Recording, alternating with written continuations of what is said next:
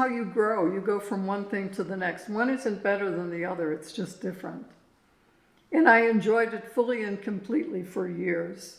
And it was just at the end where it just ran out of steam and I needed something different. And I think this is what happens to a lot of people. They find something they really love to do and then it fades with time. And when you're curious and open and remember what you used to love as a kid and you're in touch with your heart and you know what brings you joy, you can nicely move into the next flowing state. Whatever makes you feel timeless, whatever puts you in the position where you don't even know that time has passed, is something that's probably going to be a passion for you and give you purpose. So you have to notice what you notice, but it means you have to be present. And you need to be curious and open your whole life. Because life is like a smorgasbord. It's like a treasure hunt. And when you put your attention on positive things and the feeling that life really is a treasure hunt, you're always looking for that opening. You're looking for something you're going to love. You're going to notice. You're going to want to be involved in. Whether that's a political party, who knows, or helping a school, or going to Africa and setting up fresh water for people that don't have it, digging wells, whatever.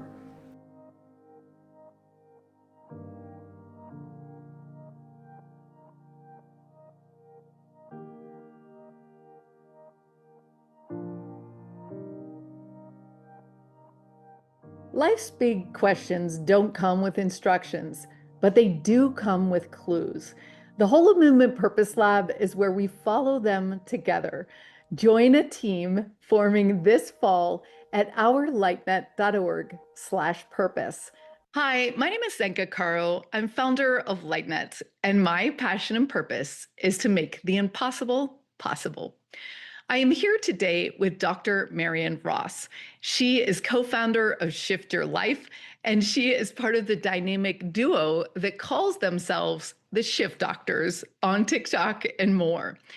She is an incredible person that has spent 35 years in the licensing world, working with brands such as Adidas, Elle, Mack Trucks, Snap-on Tools, you name it. But she had an experience in her life that called her to become a healer. She has then gotten her doctorate degree in holistic healing, metaphysics, and transpersonal psychology. She also has certifications in mind-body health, Qigong, and many other things because she's incredibly brilliant and very curious. She has co-authored 5 books, including Bye Bye Self-Sabotage, Drop Your Baggage, Love Your Life, and Shift, A Woman's Guide to Transformation, The Mystical World of Mentora Art, and more. She also offers online courses, energy healings, and membership at Shift Your Life. And she really is helping us get out of this self-sabotage and reach the transformational goals and the aspirations that we have in our lives. When I was a kid, I wanted to be a lawyer. That was my passion. I studied hard. I wanted to get into a great law school. Why? Because I wanted to right all the wrongs of all the injustices that were happening in the world. And that was in the 60s. So that was a great driving force which pushed me to get very well educated. But aside from that, I had a great passion for tennis. I played a lot of competitive tennis. When I went to college, I had a passion for skiing. I was on the ski team. I had multiple passions because I had a lot of curiosity. So I never focused on one thing. I focused on one thing at a time, but I had multiple passions. And then, as I was growing up and looking at what lawyers did, I decided they were a dime a dozen. And you could just fire a lawyer and hire another one. And who wanted to be that disposable and indispensable? So I set my sights on other things as I moved through my life. And after graduate school, I decided I wanted to save the world. It was rather than be a lawyer. True. So I tried to get into the United Nations. There was a new part of the UN called UNDP, the UN Development Program, which was about feeding starving people in Africa, setting up education, fresh water. And I was really interested in getting involved in that. I'd studied developmental economics, and I thought I'd be good at it. So I interviewed at the UN, and they said, "You're American, we don't want Americans, forget it. This is about the developing world. We want people from Africa and Asia who are struggling and can help their comrades and brethren." I said, "Why don't you become a banker and then come back? Do something in finance so you can come back and be helpful in another way." So I ended up at the Bank of America, at the time the largest bank in the world. And I worked there for a year and a half, became an officer, and decided it was the most boring job I could ever have. But it led me to the next thing. I was very passionate about licensing patents and trademarks and designers. I really loved it because I was learning new businesses all the time. I was developing new businesses. It was extremely creative.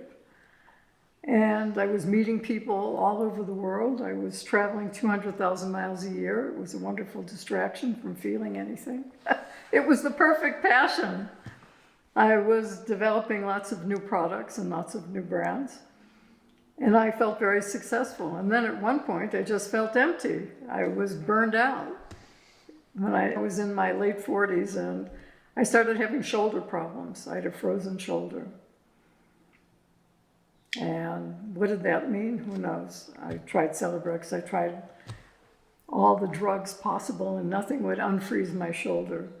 And I was in Paris, and it was like 20 degrees out. I couldn't put my coat on because I couldn't put my arm through the arm of the coat. And I was walking around, and I ran into an old friend I hadn't seen for 20 years.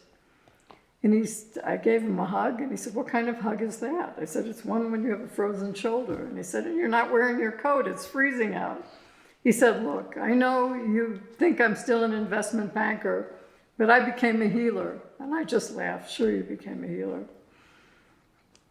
And he said, "I can help you with that frozen shoulder. Come on over tomorrow, make an appointment, and let's see what we can do." So I went over there. I was laying on a massage table. He was waving some tuning forks over me. We did a little bit of sound healing, and my shoulder was fine. This is after suffering for months. It was pretty interesting. He said, "Philippe, how did you do that?" He said, "You're a healer. You should go where I went, and you should learn how to do it yourself.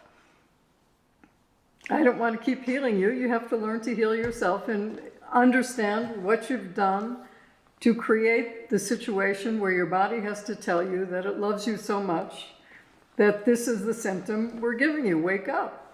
It's a wake-up call, and you're lucky it's only your shoulder. So acknowledge it." And I said, "Thank you very much." And I was traveling another 10,000 miles in the next 2 weeks, and 2 weeks later, the other shoulder froze. There was no reason for the other shoulder to freeze because it wasn't my golf or tennis shoulder. But it just froze. I went back to Philippe, and he said, "You have to start dealing with your emotions. You just numb everything out, don't you?" And I said, "How would I know? If I'm numb, I'm numb. I don't know the difference between a thought and a feeling." And that really set me on my journey because I had to change my life. I figured out that I was distracting. May have been very successful, but relationship-wise, things weren't working the way I wanted it to work, actually. It's what I created. I didn't understand how I created, how I got to the point that I was at where I had sore shoulders. So I went to the school called Delphi University. And at Delphi, I understood that I was a spiritual being in a body, and I was the great creator of everything that happened in my life, that had happened from the inside out. And when I started understanding that, I got so excited because everyone around me was numb. They were walking around deaf, dumb, and blind, and I wanted to help the world. And this became a great passion. So I would take a course, and then I would teach a course. And I loved it, but I never thought that I knew enough. So for 20 years, I've been taking different courses. and working with different kinds of people that had a resonance with different tools and techniques. And when they didn't have the resonance with the tools and techniques I had, I went out and learned something else. It sounds a little crazy, but that's what drove me to be of service.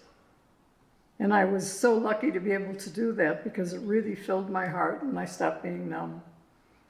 So passion and purpose led to feeling, to getting into my heart, into staying very present and grounded in my life. 30 years ago, and why did I study Reiki? I was in Bali for a month and it rained every day. So there wasn't much to do. So I got my master's in scuba diving because you can scuba dive and go underwater when it's raining. And then I ran into a Reiki master. And the Reiki master was very interesting because his second job was to move the clouds for weddings. And he was hired by the Four Seasons and the Sheraton and all the top hotels to move the clouds. Amazing. So he was my Reiki master and I studied Reiki for a month. And then when I came back to the US, I continued studying Reiki and I became a Reiki master, Karuna Reiki, Fire Reiki, whatever. And it was a lot of fun, but it wasn't my profession. I was still doing licensing and doing Reiki, but it really helped a lot of people. And I'm not sure that it wasn't the Therapeutic Alliance at that time that helped people, or actually the Reiki, because most people don't get the attention they need and have someone who's patiently and presently listening to them. And when they do, great transformations happen because there's no such thing as a healer. You inspire people to heal themselves. Everyone has to do their own work. So it's the relationship between you and the person on the other side. So I learned that maybe 30 years ago with Reiki. And then I got interested in other things, like color and sound. I understood that if I painted my rooms yellow, which I did, I painted every room in my house yellow, that I was much more present, much more mental. I was already mental, but intellectually it really worked. And I had understood that in college because if I put a piece of yellow paper next to something I was studying, I would absorb it much faster and I'd retain it. So I got really interested in color. So color and sound healing were very important. And I understood that music in general either turned me on and made me very happy or peaceful or excited, or I hated it. So I understood the power of sound. So I started studying sound. But it was when I went to Delphi years later that I delved into it in a different way. So I started there, then I studied with Jonathan Golden, then I studied with a lot of different people because everyone had their own idea about it, but I wanted to have a broad spectrum. So that's just, there's just so many things you get passionate about, then you want to know more and more. And then you mix them all together and decide what you're going to use at any given point in time to help someone who needs it. And what are they going to resonate with? Because people think that their life is created out there. They have no plan, they have no program. They're not creating it from within. They're responding and reacting to everything that's happening to them. So if you ask someone who's 16 or 17, how did you become the way you are now with the thoughts and the beliefs that you have about yourself and the world? What do you want going forward? They have no idea. They have no awareness. They're usually not grounded and they're not present. They're just reacting to everything. And from a very young age, you create all of these scripts. You create patterns. And patterns are things that you do that you just don't know you're doing. They just happen. And when you start understanding and acknowledging your patterns, you can make choices. So I think most of these people aren't even thinking about making choices. They're just reacting. And again, they're not grounded. They're all over the place. And they live from monkey mind. They have so much going on and they're living in their phones. They're living in virtual reality. I don't know where they're living, but they're not living in their bodies. And they don't understand who they are. So how can they understand what they believe? When I was going to Delphi, I had friends that would be looking up the course I was taking online, which I never did. I just kept doing the next course, and saying, "Are you crazy? What are you doing? You're doing this like Rohan, this psycho-spiritual therapy that's looking into the dark side of everything you've ever lived or experienced in every one of your lifetimes. What kind of school is this? Why are you going there? Why are you wasting your time?" Yeah, of course. Yeah, people criticize me. I've lost a lot of relationships because I became spiritual, which means I woke up and became aware. And others didn't want to go there. They found it too threatening. Yeah, it happens. But people, you don't dump people, they dump you because you don't have the same things in common. And maybe you don't want to continue listening to them complain and be negative anymore. There are only a few inches between your heart and your head, but most people are thinking from the head to their heart. To know what you really want and how you want to create, you have to feel it. You want to follow your feelings. When I ask someone to create a plan for their life, I don't say, think about what you want. I say, feel how you want it. What's the feeling you want to have going forward? And then what can you do to get there? So they have to get into their heart, and it's a very difficult thing for a lot of people to do.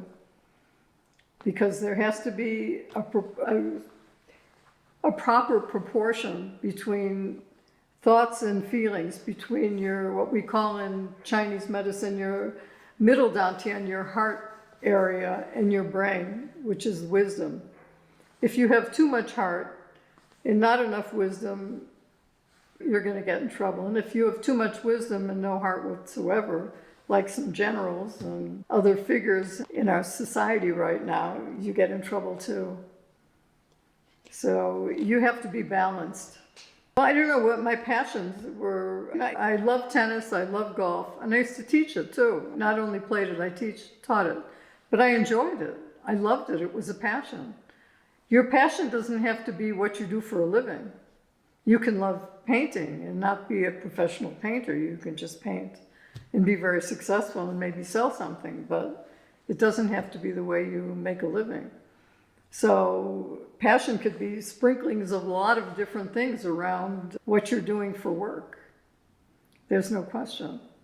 This is how you grow. You go from one thing to the next. One isn't better than the other. It's just different. And I enjoyed it fully and completely for years. And it was just at the end where it just ran out of steam and I needed something different. And I think this is what happens to a lot of people. They find something they really love to do and then it fades with time. And when you're curious and open and remember what you used to love as a kid and you're in touch with your heart and you know what brings you joy, you can nicely move into the next flowing state.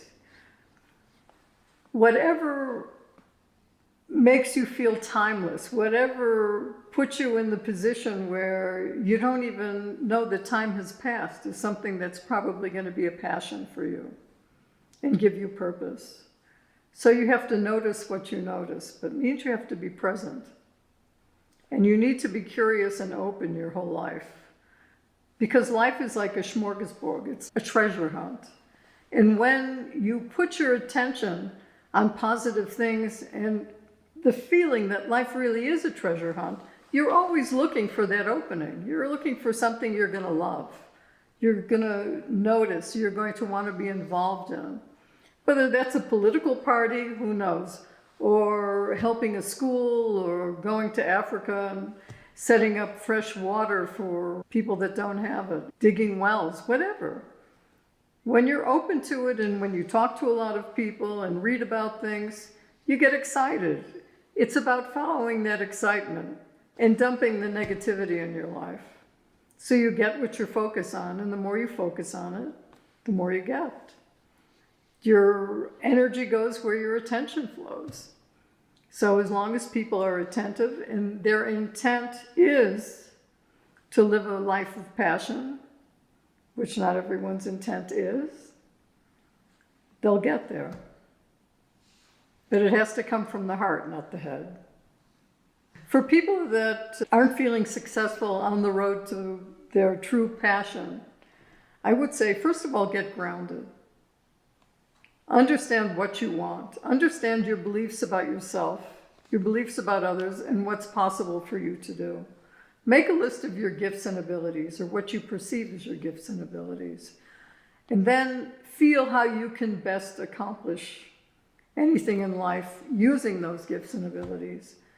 And ask yourself, what brings me joy? What gets me out of bed in the morning? What are those thoughts? What are those beliefs? What are those feelings? And pursue that. And if someone has no idea whatsoever, I say, when you get out of bed in the morning and you have a choice of 5 different things to do what you love, do what brings you the most joy, or what you perceive will be the best option. And then go from there. Go from one little step to the next. Start reading, start living, start talking to people. Open yourself, be curious. Get out there. There's always frustrations. The road to great passion and purpose is not linear. It's got a lot of dips. And those dips are where you really learn something about yourself, because we're in the earth school. It's all about lessons. And those dips are about understanding, even through negativity, things that don't happen for you, that there's a gift in it. You look at the cosmic picture.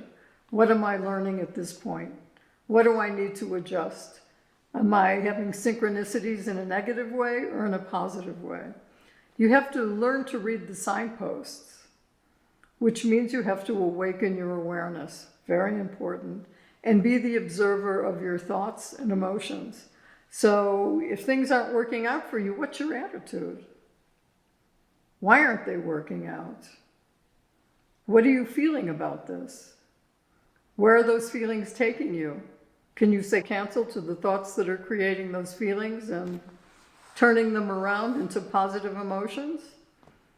Because you can, you have to learn how. So maybe it's a passion for learning that you need to get before you get to your next passion. You have to learn how to create. You have to learn how to know what belief systems you want to follow. Because if you want to change, you have to change your beliefs about yourself, your beliefs about the world, the way you think, the way you react, why you react. Am I making choices now from the present moment, or am I making them from all the scripts from my childhood? It's a lot of factors. And this is life. It's not just finding your passion, it's finding your direction. And you find your direction hopefully by creating your direction and not letting the outside world slam you in the face and say, you're at a dead end here, you better do what opportunity's in front of your nose at this moment. It's not true. We're great creators. It depends on our attitude, our awareness, and our talent for getting to the bottom of things, to what we really want. The worst thing a healer can say is that they heal people, because you don't. Yesterday I had a stage 4 person with cancer, multiple cancers. 2 of her kids tried to commit suicide last year. She was a total mess. How could I heal her? You have to give her the tools. I worked with her for 2 hours and gave her a bunch of tools, and she felt great afterwards. Which is nice, because she can understand that she could feel better than the state she was in when we started. But if she doesn't continue using those tools, nothing's going to happen. So as a healer, you can show them the way, but they have to do the work. I'm sorry, I talk to people that think, boom, you're healed. And then they just think the same thoughts that created the situation in the first place, and they're back to square one. Why am I passionate about it? Because if everyone did it, the world would be a fantastic place. It would be positive, it would be joyful. People wouldn't be focusing on the negative and recreating the negative in their own lives on a continual basis. They'd be able to be in relationships that are loving and joyful, instead of competitive and looking for negativity and judging and having to be better than everyone else. When you know who you are and you understand your gifts and abilities, then you really want to be of service. then how can you best be of service? And then if you want to talk about oneness, okay, but even as an individual, which is part of a collective, you're a drop in the ocean, you want to clean up the ocean. This drop wants to help clean up the ocean. Because that's what we're living in. And every thought we think goes out to the universe. It's not just our own thoughts. I say cancel, cancel, and I know that you can train your brain, that your brain doesn't know the difference between a lie and the truth. So I just keep repeating what I think is where I want to go, what I feel is where I want to go. And I tell myself empowering statements until I repeat them enough that I believe them. And then my brain believes them. And then that's what I'm going to attract. It sounds ridiculous, doesn't it? And of course, I always say that it's already done and I step into it. Because your brain also likes to be right. So if you say this is going to be in my future, it'll never happen in the now. It's always going to be in the future. And it won't happen. So that's how we teach creation. But you're an unlimited being. You're only limited by your imagination. Because you have all the tools within. It's about accessing the tools within. And that's what creating from within means. Accessing all the gifts and abilities you have because you have the whole universe within. But how do you get there? How do you access it? First, you have to get out of monkey mind. Then you have to believe you can do it. Then you have to meditate, do qigong, whatever that technique or tool is, to get into the space where you can access everything. And everyone has a different go-to, but it takes persistence and it takes will. I've never accessed everything. I've just accessed what I wanted to access. The world is like your oyster. You feel unlimited. The only person who can block you is you. We're not on camera, are we? Yeah. Oh, I didn't know that. Yeah. Damn. Yeah, the only one who can block you is you, yourself. No one can block you. Once you get into the state of flow, and it takes me, I can meditate 3 minutes a day and get what I need. Or the other thing I do is, before I go to sleep, I set an intention. And the intention is to solve a problem, or I want to go within and find XYZ. And usually in the morning, I will have an idea about XYZ, or I'll wake up in the middle of the night. So intention is very important. Hopefully a positive effect. I think I help to empower people to be the best they can be. I don't heal people, I empower them to take care of themselves, to heal themselves, and to understand that they are great creators. And there's nothing to stop them but themselves. That's it. Everyone is just as powerful as everyone else. It just depends on how you want to create. If every thought you think has a great impact and it goes out to the universe, think about the billions of thoughts. If we think 70,000 thoughts a day, how are we contributing to the collective consciousness? Because we're all contributing at every moment with every thought. You don't even have to utter a word. If this episode sparked something inside of you, consider joining a Holo Movement Purpose Lab team starting this September. The world needs you to bring something that only you can, and you weren't meant to figure this out alone. Join us.